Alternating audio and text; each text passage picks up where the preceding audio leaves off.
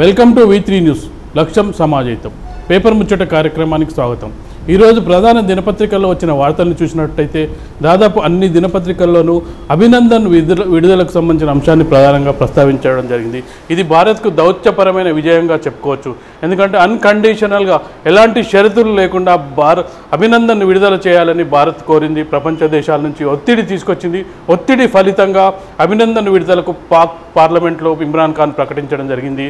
ఈరోజు అభినందన్ విడుదలవుతాడు। ఒక సైనికుడు విడుదల సంబంధంగా భారత్ ఎదురు చూస్తుంది। ఇది పత్రికల్లో వార్తను చూసినట్టయితే ముందుగా ఈనాడులో మొదటి వార్తగా చూసినట్టయితే దిగొచ్చిన పాక్ అంటూ హెడ్లైన్ ఇవ్వడం జరిగింది। అభినందన్ విడుదలకు అంగీకారం, నేడు స్వదేశానికి వచ్చే అవకాశం, శాంతి కాముక చర్యగా ఇమ్రాన్ వ్యాఖ్య, పైలట్ను పావుగా వాడుకునేందుకు పాక్ విఫలయత్నం, బేషరతుగా వదిలేయాల్సిందేనన్న భారత్, ఎలాంటి ఒప్పందము చేసుకోబోమని స్పష్టీకరణ, ఉగ్రవాదంపై చర్యలు తీసుకుంటేనే చర్చలని వెల్లడి, మరోవైపు కవ్వింపులకు పాల్పడితే కఠిన చర్యలే అంటూ త్రివిధ దళాది అధికారుల స్పష్టీకరణ। త్రివిధ దళాలు ప్రెస్ మీట్ నిర్వహించాయి। ప్రెస్ మీట్లో త్రివిధ దళాధిపతులు ప్రెస్ మీట్ నిర్వహించి కవ్వింపుకు పాడుపడితే కఠిన చర్యలు అంటూ హెచ్చరికలు జారీ చేయడం జరిగింది। మరొక పక్క మనమంతా ఒక్కటే, ఎట్టి పరిస్థితుల్లోనూ భద్రతా దళాల స్థైర్యం దెబ్బతీయకూడదు, శత్రువు మనల్ని విభజించాలని చూస్తున్నాడంటూ ప్రధానికి సంబంధించిన వార్తను ఇవ్వడం జరిగింది। మరొక వార్తగా తీసుకుంటే ఈనాడులో ఒక ఇంట్రెస్టింగ్ న్యూస్ ఇవ్వడం జరిగింది। వరుస కడితే టోల్ రద్దు, 20 కంటే ఎక్కువ వాహనాలు ఉంటే చెల్లించిన అవసరం లేదు, బాహ్య వలయ రహదారిపై కొత్త నిబంధన ఏప్రిల్ 1 నుంచి అమలు। ఇప్పుడు ఊర్లకు గ్రామాలకు వెళ్ళినప్పుడు కానీ ఏదైనా పండుగలు వచ్చినప్పుడు టోల్ గేట్ దగ్గర విపరీతమైన ట్రాఫిక్ జామ్ అవుతుంది, గంటలు వేచి ఉండాల్సి వస్తుంది। ఇక అట్లాంటి పరిస్థితి లేకుండా 20 వాహనాల కంటే ఎక్కువ ఉంటే టోల్ ఫ్రీ అంటూ కేంద్ర ప్రభుత్వం జారీ చేసిన ఉత్తర్వుల సారాంశం ఇది। మరొక వార్తగా తీసుకుంటే 5 స్థానాలు 7 నామినేషన్లు, తెరాస మజ్లిస్తో పాటు బరిలో కాంగ్రెస్, ఎమ్మెల్యేల కోట, ఎమ్మెల్సీ ఎన్నికల నామినేషన్ ముగిసిన గడువు అంటూ వార్తనివ్వడం జరిగింది। ఇవి ఈనాడులో మొదటి పేజీలో వచ్చిన వార్తల్ని తీసుకున్నట్టయితే మరొక పత్రికను తీసుకున్నట్టయితే ఆంధ్రజ్యోతిలో మొదటి పేజీలో మొదటి వార్తగా దౌత్య విజయం అంటూ వార్తనివ్వడం జరిగింది। అభినందన్ విడుదల నేడే ఇమ్రాన్ ప్రకటన అంటూ వార్తనివ్వడం జరిగింది। ఉద్రిక్తత ముగుస్తుంది అంటూ అమెరికా అధ్యక్షుడు డొనాల్డ్ ట్రంప్ సంబంధించిన వార్తనివ్వడం జరిగింది। ఉద్రిక్తతలను ఆపే ప్రయత్నంలో మేము వారికి సహాయం చేస్తున్నాం, ఈ మేరకు మాకు తగిన శుభవార్త తెలిసింది। ఇక 2 దేశాల మధ్య ఉద్రిక్తతలు ముగింపునకు వస్తాయని భావిస్తున్నాను, ఈ ముగింపు దశాబ్దాల పాటు నిలబడుతుందని ఆశిస్తున్నా అంటూ అమెరికా అధ్యక్షుడు ట్రంప్కు సంబంధించిన కథనాన్ని ఇవ్వడం జరిగింది। అలాంటి వాటికి మద్దతు ఇవ్వమంటూ పాకిస్తాన్ విదేశాంగ మంత్రి షా మహమ్మద్ ఖురేషీకి చైనా విదేశాంగ మంత్రి వాంగ్ యీ హితవు అంటూ వార్తనివ్వడం జరిగింది। అంటే పాకిస్తాన్కు అన్ని వైపుల నుంచి దాడి జరగడం, ఆదుకుంటాదనుకున్న చైనా కూడా ఎదురు తిరగడంలో తప్పనిసరి పరిస్థితుల్లో అభినందన్ విడుదల ప్రకటన చేయాల్సి వచ్చింది। భారత దేశ సార్వభౌమాధికారాన్ని, ప్రాదేశిక సమగ్రతను పాకిస్తాన్ గౌరవించాల్సిందే, అంతర్జాతీయ సంబంధాలకు భంగం కలిగించే దుందుడుకు చర్యలకు మేము ఎంత మాత్రం మద్దతు పలికేది లేదు అంటూ చైనా విదేశాంగ మంత్రి వాంగ్ యూ హితవు పలికాడు పాకిస్తాన్ విదేశాంగ మంత్రికి। దీనికి సంబంధించిన వార్తను ఇవ్వడం జరిగింది। అభినందన్కు సంబంధించిన వార్తను చూసినట్టయితే 24 విమానాలను లేపిన పాక్, 8 ఫైటర్లతో నిలువరించిన భారత్, F-16 తన మిగ్ బైసన్ వెంటాడిన అభినందన్ వర్ధమాన్, రాడార్తో లాక్ చేసే క్షిపణితో కూల్చివేత, అమ్రామ్తో పాక్ దాడి, పాక్ వైపు పడిపోయిన అభినందన్, పోతూ బాంబులు విసిరిన పాక్, మ్యాపులు నమిలి మింగేశాడు, పాక్ గడ్డపై ఉన్నానని తెలిసిన వెంటనే అభినందన్ ప్రాప్తకాలజ్ఞత, కిందకు దిగిన వెంటనే చుట్టుముట్టి యువకులు రాళ్లు రువ్వారు, తప్పించుకోవడానికి పైలట్ యత్నం, పిస్తోలుతో గాల్లోకి కాల్పలు, అభినందన్ కాలిపై కాల్చిన ఒకడు, చేతులు వెనక్కి కట్టేసి దాడి అంటూ అభినందన్కు సంబంధించిన వార్తా కథనాలను ఇవ్వడం జరిగింది। ఈరోజు దాదాపు అన్ని పత్రికల్లోనూ ఆంధ్రజ్యోతిలో హెడ్లైన్ ఇవ్వడం జరిగింది। పాక్ లక్ష్యం మన స్థావరాలే అంటూ మీడియా సమావేశంలో త్రివిధ దళాల ఉన్నత అధికారులకు సంబంధించిన వార్తను ఇవ్వడం జరిగింది। బాంబులు కూడా వాటిని సమీపంలోనే పడ్డాయి, గాల్లోకి లేచినవి 24 యుద్ధ విమానాలు, భారత గగనతలంలోకి ప్రవేశించినవి 3, బాలాకోట్ ఉగ్ర స్థావరం నేలమట్టమైంది, త్రివిధ దళాల ప్రతినిధుల సంయుక్త ప్రకటన అంటూ వార్తనివ్వడం జరిగింది।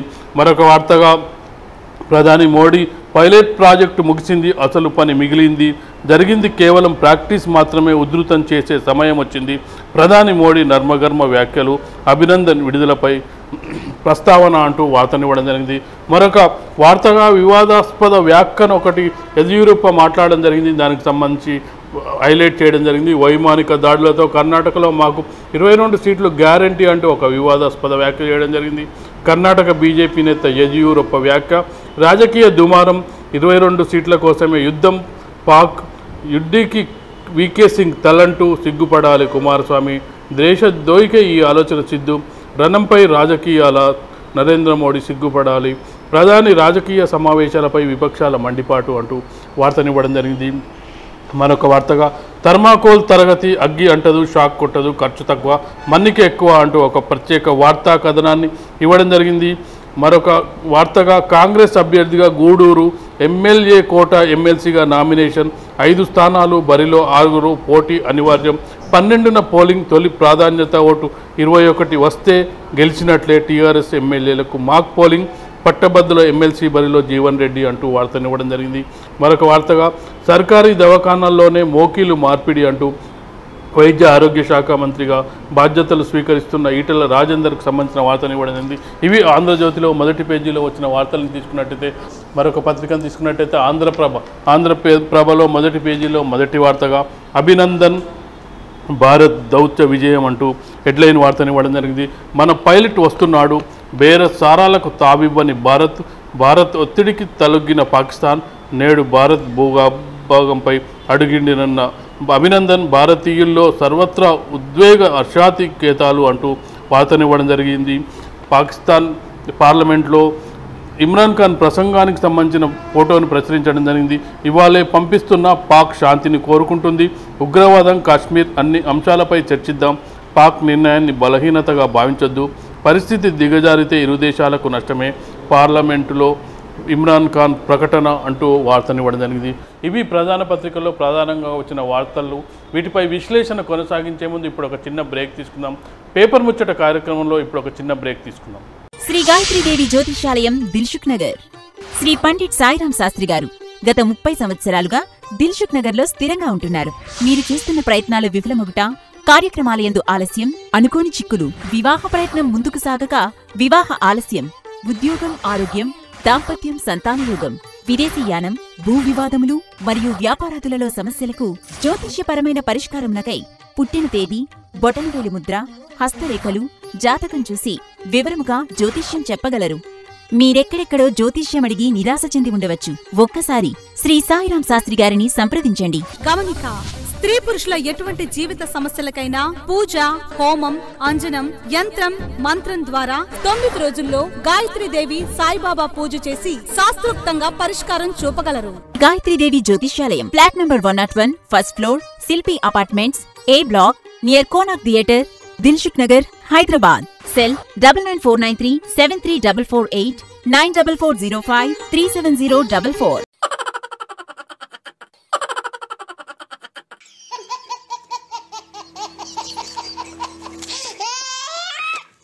గిలిగిలిగా ప్రతిరోజు ఉదయం 11 గంటలకు, తిరిగి రాత్రి 9:30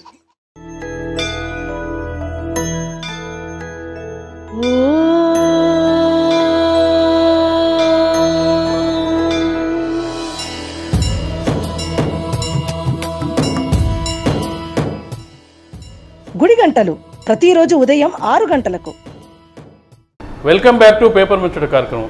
ఈరోజు ప్రధాన దినపత్రికల్లో వచ్చిన వార్తల్ని చూసుకున్నట్టయితే దాదాపు అన్ని దినపత్రికల్లోనూ వెల్కమ్ టు అభినందన్ అంటూ వార్తని ఇవ్వడం జరిగింది. అంటే పాక్లో చిక్కుకున్న అభినందన్ను వాళ్ళంటే కొట్టడం, కొన్ని దృశ్యాలు వైరల్ అవ్వడంతో అంటే భారత ప్రజలందరూ కూడా అంటే చాలా ఆవేశంతో ఊగిపోవడం జరిగింది. అంటే యుద్ధ ఖైదీలాగా వాళ్ళు జెనీవా ఒప్పందాలను, కొన్ని యుద్ధ ఖైదీలను ఎలా చూసుకోవాలో అన్నీ మర్చిపోయడంతో కొన్ని షరతులు కూడా విధించడం జరిగింది భారత్కు.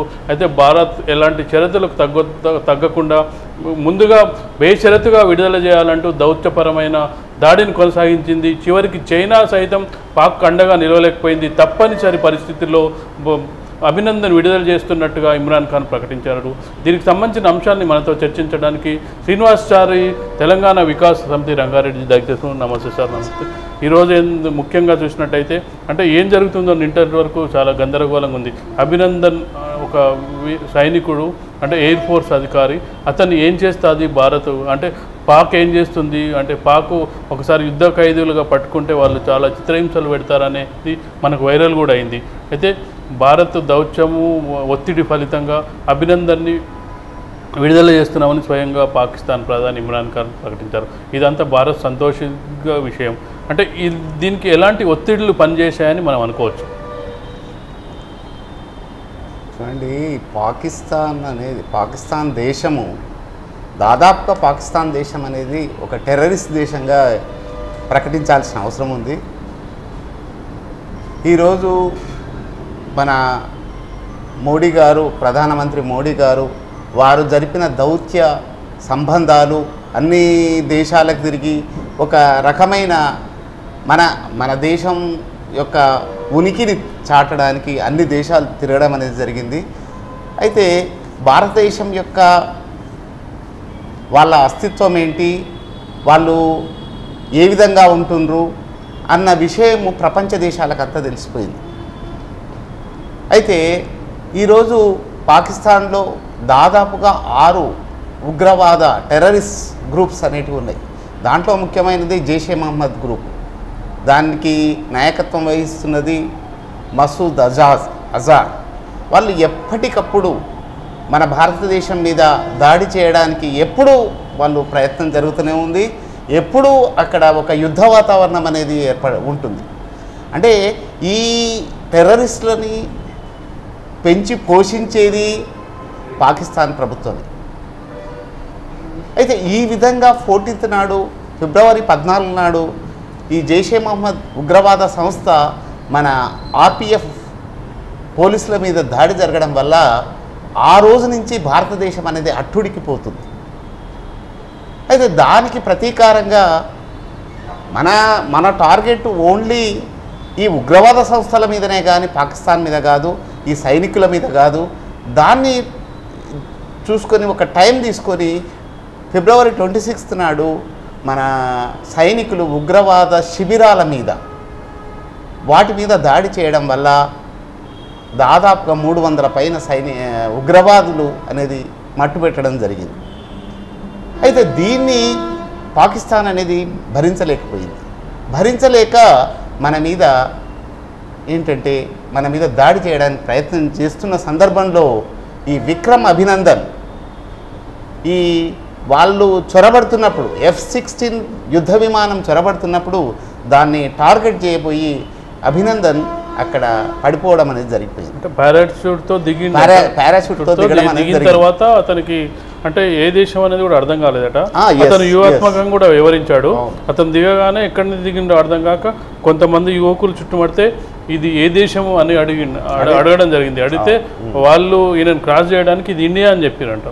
ఇండియా అని చెప్పితే వెంటనే ఆయన ఇది కన్ఫర్మ్ చేసుకోవడానికి భారత్ మాతాకి చేయనంటే వాళ్ళు అనుకోవడంతో వెంటనే ఇది కాదు అనేది ఆయన కన్ఫర్మ్ ఆ విధంగా అటాక్ చేయడం కూడా జరిగింది. ఆ సందర్భంలో ఏమైందంటే మన అభినందన్ మీద అటాక్ చేయడం జరిగింది.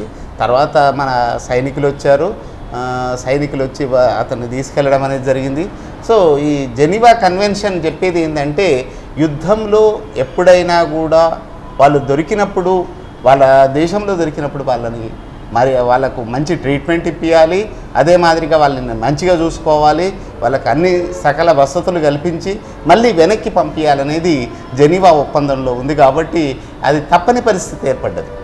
పాకిస్తాన్కు తప్పని పరిస్థితి ఏర్పడ్డది. కాబట్టి తప్పకుండా అది పంపించాల్సిన అవసరం ఎంతైనా ఉంది. అంటే అంతర్జాతీయ ఒత్తిడి ఫలించింది. దాంతోపాటు అంటే నిన్న ఇమ్రాన్ ఖాన్ స్టేట్మెంట్ చూస్తే చాలా విచిత్రంగా ఉన్నాయి. ఏంటంటే మేము శాంతిని కోరుకుంటున్నాం, భారత్ ఎలక్షన్స్ కోసం యుద్ధం చేస్తుంది, అంటే దాడి జరిగిన ప్రతిసారి మా మీద దోస్తురు అని అనడం జరిగింది. కానీ విచిత్రం ఏంటంటే ఎవరైతే మసూద్ ఉన్నారో మసూద్ పాకిస్తాన్లో ఉండి నేనే దాడి చేశానని ప్రకటించుకున్నాడు.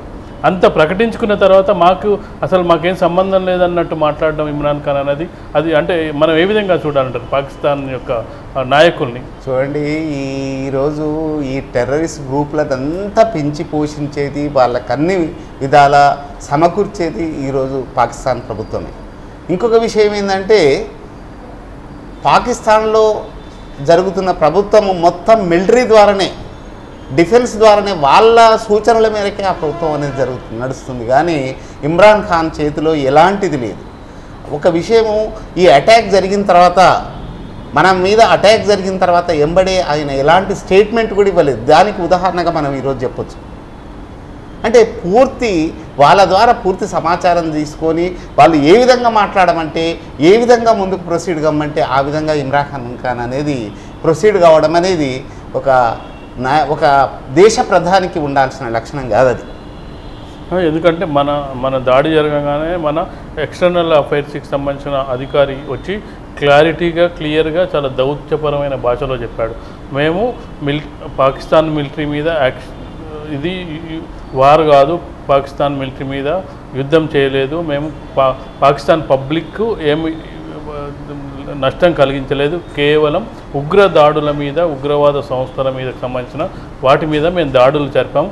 మేము చాలాసార్లు మీకు ఆధారాలు ఇచ్చినాం, మా దేశంలో ఇట్లా ఉగ్రవాద సంస్థలు పనిచేస్తున్నాయి, మీకు చర్యలు తీసుకోమంటే చర్యలు తీసుకోలేదు, వాళ్ళు బాంబర్లై మా మీదకి వస్తున్నారు.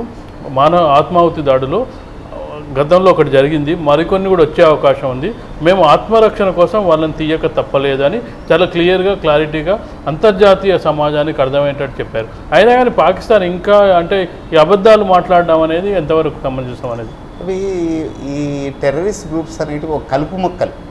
ఆ కలుపు మొక్కలను పూర్తిగా తీయాల్సిన బాధ్యత అందరి మీద ఉంది. పాకిస్తాన్ ఏదో అనవసరంగా నీతి వాక్యాలు వల్లిస్తుంది, కానీ పాకిస్తాన్కు తెలియకుండా జరిగేది కాదు ఇది. కాబట్టి ఎట్టి పరిస్థితుల్లో ఇప్పటికైనా వదలకుండా కలుపు మొక్కలను తీసేయాలి. ఈ ఉగ్రవాదం అనేది ఇక్కడే మనం చూస్తున్నాం, మొత్తం ప్రపంచంలో ఎక్కువ వరకు మనం గమనించేది ఈ పాకిస్తాన్ ఉగ్రవాద సంస్థలే, ఇవే ఎక్కువగా మనకు కనిపిస్తున్నాయి ప్రపంచం మొత్తంలో చూసినట్టయితే. వీటిని ఇప్పటికైనా వదలకూడదు, భారతదేశము ఇండియా అనేది వదలకూడదు, వాటిని మట్టు పెట్టాలి. వాటి ఉనికి లేకుండా చేసుకున్నప్పుడు మాత్రమే శాంతి అనేది ఉంటుంది. దాని తర్వాత ఏంటంటే పాకిస్తాన్కి కూడా ఎక్కడికక్కడ ఈ దౌత్యపరమైన వీటి అన్ని దేశాలు ఒత్తిడి తీసుకొచ్చి ఎలాంటి అంటే యాక్చువల్గా ఈరోజు పాకిస్తాను చాలా వెనుకబడి ఉంది, ఆర్థికంగా చాలా వెనుకబడి ఉంది. ఇప్పటికైనా అక్కడ ప్రజలు మంచిగా ఉండాలంటే ఇప్పటికైనా ఇలాంటి చర్యలకు పాల్పడకుండా ముందుకు పోవాలి. అంటే ముఖ్యంగా ఇప్పుడు పాకిస్తాన్కి నిజంగానే చిత్తశుద్ధి ఉంటే ఐక్యరాజ్య సమితి సంయుక్త ప్రకటనలో ఖండించింది, మసూద్ అజర్ తీవ్రవాది అని ఖండించడం జరిగింది. మసూద్ అజర్ పాకిస్తాన్లోనే తిరుగుతున్నాడని చెప్పి అందరికి తెలిసిన విషయమే. ఇప్పుడు వాళ్ళు ఒకవేళ నిజంగానే ఐక్యరాజ్య సమితి సూచనలను పాటించి ఉగ్రవాద సంస్థల్ని ధ్వంసం చేయదలుచుకుంటే మసూద్ అజర్ని మన భారత్కి అప్పగిస్తే వాళ్ళ చిత్తశుద్ధి నిరూపితం అవుద్ది కదా. అవునండి, ఈరోజు మసూద్ అజార్ని ఒక టెర్రరిస్ట్గా ప్రకటించడానికి అన్ని దేశాలు ఒప్పుకున్నాయి ఎక్సెప్ట్ చైనా కూడా లాస్ట్లో ఇప్పుడు ఈ సందర్భంలో ఒప్పుకుంది, కానీ మొదట్లో వ్యతిరేకించింది. అయితే ఆ మసూద్ అజార్ని ఎట్లా అప్పగిస్తారు? వాళ్ళే పోషిస్తుండ్రు, వాళ్ళని ఉపయోగించుకొని మన మీద దాడి చేయడానికి ప్రయత్నం చేస్తుండ్రు. అయితే మనం ఈరోజు చేయాల్సింది ఏంటంటే ఒక చిన్న నేను కొంచెం మాట్లాడడానికి నేను ప్రయత్నిస్తాను. Israel, Syria, Lebanon. Israel, Syria, Lebanon మధ్యన కాంట్రవర్షియల్ ల్యాండ్ కొంత ఉండే. ఆ కాంట్రవర్షియల్ ల్యాండ్ గురించి ఎప్పుడు సిరియా, లెబనాన్ ఇజ్రాయిల్ మీద దాడి చేయడానికి ప్రయత్నం చేస్తుంది. అప్పుడు ఇజ్రాయిల్ ఏం చేసిందంటే కాంట్రవర్షియల్ ల్యాండ్తో పాటు దాంట్లో కొంత భాగం అనేది ఆక్రమించుకుంది. సిరియా, లెబనాన్ వాళ్ళ ల్యాండ్ను కూడా ఆక్రమించుకోవడం జరిగింది. ఆ సందర్భంలో ఏమైందంటే సిరియా, లెబనాన్ వాళ్ళు ఇక వద్దు, మాకు ఈ కాంట్రవర్షియల్ మీదే, మా ల్యాండ్ మాకు అప్పచెప్పండి అన్న కాళ్ళబేరానికి వచ్చింది. ఆ సందర్భంలో ఏంటంటే ఇజ్రాయిల్ అనేది అప్పచెప్పడం జరిగింది. అదే మాదిరిగా ఈరోజు పీఓకోలో ఉన్న ల్యాండ్, పీఓకే ఎక్కడదండి, అప్పుడు కాశ్మీర్ రాజు మొత్తం కాశ్మీర్ రాజు ఏం చేసిండు, మొత్తము కాశ్మీరు భారతదేశంలో అంతర్భాగము భారతదేశానికి అప్పచెప్పిండు. కానీ పాకిస్తాన్ ఏం చేసింది, దాన్ని ఆక్రమించుకోవడం జరిగింది. అది కాంట్రవర్షియల్ ల్యాండ్ అయింది. ఈరోజు భారతదేశం కూడా చేయాల్సింది ఏంటంటే ఈ పీఓకే ల్యాండ్తో పాటు పాకిస్తాన్లో కూడా కొంత భాగం ఆక్రమించుకుంటే ఇజ్రాయెల్ దగ్గరికి సిరియా ఏ విధంగా పోయిందో అదే మాదిరిగా కాలబేరానికి పాకిస్తాన్ రావడానికి కూడా అవకాశం ఉంటుంది. కాబట్టి ఆ పని చేయాల్సిన అవసరం ఎంతైనా ఉంది. మరోవైపు ఏంటంటే ఇప్పుడు భారత్ పరంగా చూస్తే దౌత్యపరంగా చాలా అంటే గట్టి చర్యలు తీసుకుంది. ఒక విధంగా చెప్పాలంటే వాళ్ళకి ఇచ్చిన మోస్ట్ ఫేవర్డ్ హోదాను తొలగించడం జరిగింది. సింధు నదీ జలాలని మిగులు వాటాలని మళ్లించడం జరిగింది. అంతర్జాతీయ సమాజం ముందు దోషిగా నిలబెట్టడం జరిగింది. సంజాత ఎక్స్ప్రెస్ను బంద్ చేయడం జరిగింది. అంటే కొన్ని చర్యలు, ఈ చర్యలను ఇలాగే కంటిన్యూ చేస్తూ అంటే ఒత్తిడి పెంచడం ద్వారా మాత్రమే పాకిస్తాన్ను లొంగదీయవచ్చు అనేది అంటే ఇప్పుడు మనకు అర్థమైన విషయం. ఎందుకంటే బేషరతుగా వాళ్ళు చాలా షరతులు అడిగారు అభినందన్ విడుదల విషయంలో. అభినందన్ విషయంలో భారత్ ఏమాత్రం తలొగ్గకుండా మీరు బేషరతుగా అభినందన్ను విడుదల చేయాల్సిందని సింగిల్ సెంటెన్స్తో వాళ్ళను మెడల్ వంచిందని చెప్పొచ్చు. అంటే ఈ ఒత్తిడి ఇలాగే కంటిన్యూ చేస్తే కొంతలో కొంతైనా మార్పు వచ్చే అవకాశం ఉందంటారు. అవునండి, ఇదే కాకుండా ఈరోజు నదీ జలాలు అనేది పనిచేసిండ్రు. దాంతోపాటు ఎక్స్పోర్ట్ ఇంపోర్ట్ తగ్గిస్తే పాకిస్తాన్ పరిస్థితి చాలా ఘోరంగా ఉంటుంది. అదే మాదిరిగా ఈరోజు చైనా ఒక ఏమంటారు దాన్ని, ఒక పక్షపాత ధోరణితోటే ఉంది. కానీ చైనా పూర్తిగా పాకిస్తాన్ని విభేదిస్తున్నట్టు మనకి ఇక్కడ కనిపించట్లేదు. చైనా పరిస్థితి కూడా అదే. చైనా బతికేదంతా వాళ్ళ ఫోన్లు అనుకోండి, వాళ్ళ వస్తువులు అనుకోండి, ఈరోజు అంతర్జాతీయ ఇంటర్నేషనల్ లెవెల్లో పూర్తిగా అవే ఉంటున్నాయి. కాబట్టి వాటి మీద కూడా పూర్తిగా ఈ ఎక్స్పోర్ట్ ఇంపోర్ట్ అనేది తగ్గిస్తే చైనా కూడా దారికి వస్తుంది. దాంతోపాటు పాకిస్తాన్ కూడా దారికి వచ్చే అవకాశం ఎంతైనా ఉంది. అంటే ఇప్పుడు మనం అభినందన్ను తీసుకుంటే అభినందన్ అంటే చాలా ధైర్యంతో కనిపించాడు. ముఖ్యంగా చూసినట్టయితే వాళ్ళు అంటే ఎంత హింసలు పెట్టినా భరించడానికే సిద్ధంగా ఉన్నాడు. కానీ వాళ్ళు చాలా విషయాలు అడిగినా కానీ వార్తా కథనాల ప్రకారం మ్యాపులు నమిలి మింగేశాడు, చించేశాడు, కానీ వాళ్ళకు దొరకనివ్వలేదని మనకు వస్తున్న వార్తల్ని బట్టి తెలుస్తుంది. చూడండి, ఇండియా మన ఫోర్స్, అది ఎయిర్ ఫోర్స్ అనుకోండి, నేవీ అనుకోండి, ఆర్మీ అనుకోండి, దాంట్లో ఒక మచ్చు తునక అభినందన్ ఈరోజు ఒక వీరుడు. అభినందన్కి ఈరోజు సెల్యూట్ చెప్పాల్సిన అవసరం భారతీయులందరికీ ఉంది. ఆయన ఎలాంటి ధైర్యాన్ని కోల్పోకుండా ఆయన మంచిగా టీ తాగుకుంటూ వాళ్ళతోటి ఎలాంటి ఆయన ముఖ కవలికల్లో చూడండి మీరు, కొంచెం కూడా అధైర్యం అనేది కనిపించట్లేదు. అదే మాదిరిగా మన యొక్క విషయాలు అక్కడ ఆయన చెప్పడం అనేది జరగలేదు. ఎంత ప్రయత్నం చేసినా కూడా చెప్పడం జరగలేదు. ఆ మ్యాప్కి సంబంధించిన కాగితాలు కూడా అవి కూడా నమిలి మింగేసాడు. సో అంటే ఈరోజు మనము భారతీయుల యొక్క సైనికుల యొక్క మచ్చు తినక అని చెప్పడానికి, ఒక శాంపుల్ అనేది చెప్పడానికి మనకు అవకాశం ఉన్నది. కాబట్టి అభినందన్కు చాలా ధైర్యవంతుడు. అదే మాదిరిగా ఈరోజు మన భారతీయ సైనికులందరూ కూడా అదే మాదిరిగా ఉన్నారు.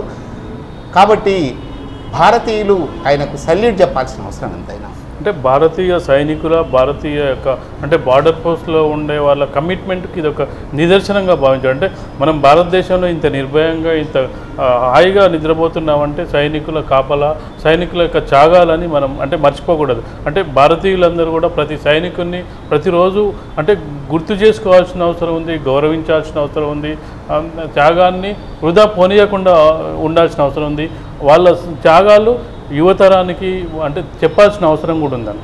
అవును, అది తప్పనిసరిగా చెప్పాలండి. ఈరోజు దాదాపుగా మొత్తమే ఎట్లయిపోయినాయి అంటే విద్యా సంస్థలు కూడా ఏ విధంగా అయిపోయినాయి అంటే నేను అదే అడుగుదాం. ఎందుకంటే మీరు విద్యా సంస్థలలో పనిచేసిన వాళ్ళు, కాలేజీలో పనిచేసిన వారు కాబట్టి అంటే కొన్ని చరిత్ర పుస్తకాలలో కూడా ఇలా అంటే భారత సైన్యం అంటే ఏంది, భారత సైన్యంకున్న కమిట్మెంట్ ఏంది, ఆ సైన్యంలో పనిచేస్తున్న వాళ్ళు ఎలాంటి కఠిన నిబంధనలకు ఎదుర్కొని ఉంటారని నీకు పుస్తక రూపంలో ఎడ్యుకేషన్ సిస్టంలో పెడితే అంటే యూత్లో కూడా చిన్నప్పటి నుంచి కూడా ఒక అవేర్నెస్ వచ్చే జరుగుతుంది కదా. అలాంటివి ఏమన్నా గతంలో ఉన్నాయంటారా మీరు పుస్తకాలలో? గతంలో ఇదివరకు ఉండేనండి. ఈ రోజులలో ఈ కార్పొరేట్ వ్యవస్థ వచ్చి ఏమైందంటే ఓన్లీ బుక్కు, దానికి సంబంధించిన ఇంపార్టెంట్ క్వశ్చన్స్, వాటిని పట్టించడము, వాడికి ఎలాంటి సామాజిక స్పృహ అనేది ఈరోజు విద్యార్థులకు లేకుంటే పోయింది.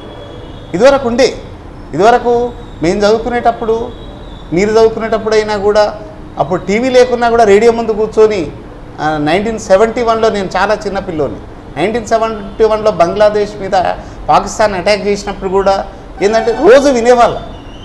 ఈరోజు అది లేదు, ఆ పరిస్థితి లేదు. పిల్లలకి ఏం జరుగుతుందో తెలియని పరిస్థితి అనేది ఉన్నది. కాబట్టి ఆ పరిస్థితి అనేది అంటే ఒక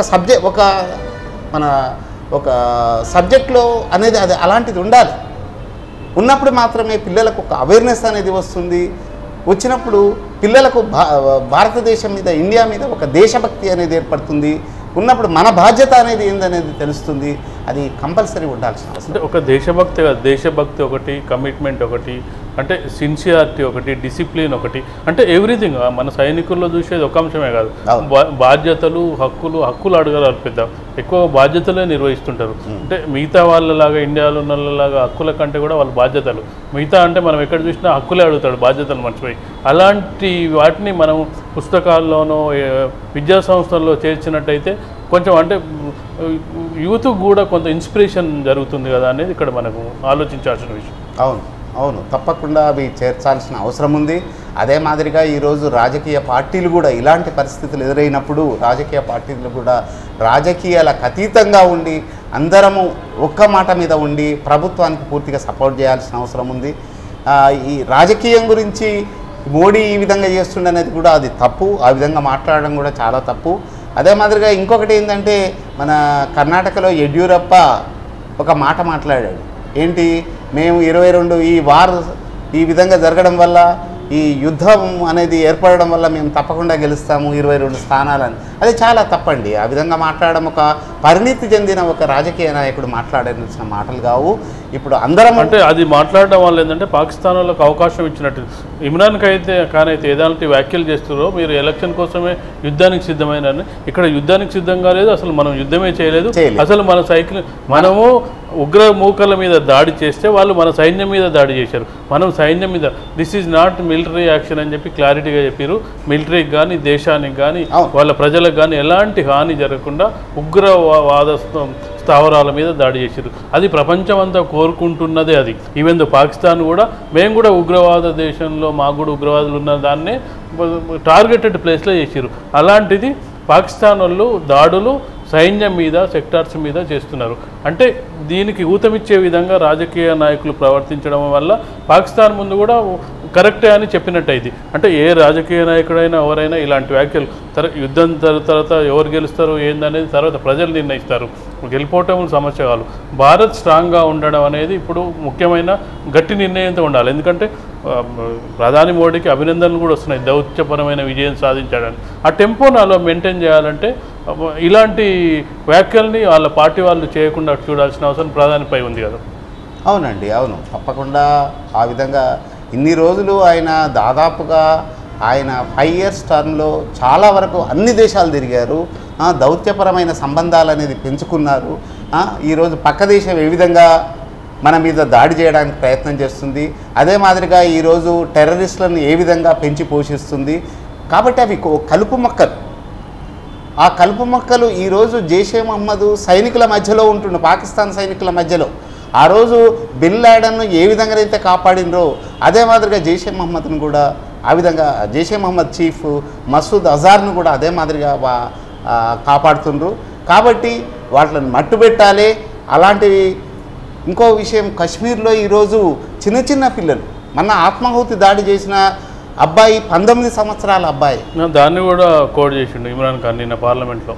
అంటే మీ సంబంధించిన దేశం అబ్బాయి ఆత్మాహుతి దాడిగా ఎందుకు మారాడో మీరు ఆత్మవిమర్శ చేసుకో అంటే, మనం ఇమ్రాన్ ఖాన్ చెప్పిండని కాదు, కానీ అతను చెప్పిన దాంట్లో అలాంటివి మనం కూడా ఆలోచించాల్సిన అవసరం ఉందనిపిస్తుంది. అవును, ఈ చిన్న పిల్లలకు ఉద్రిక్తత, ఎమోషన్ అనేది ఎక్కువ ఉంటుంది. కాబట్టి వాళ్ళకి ఏదో నూరిపోసి ఆ విధంగా తయారు చేయడం అనేది జరుగుతుంది.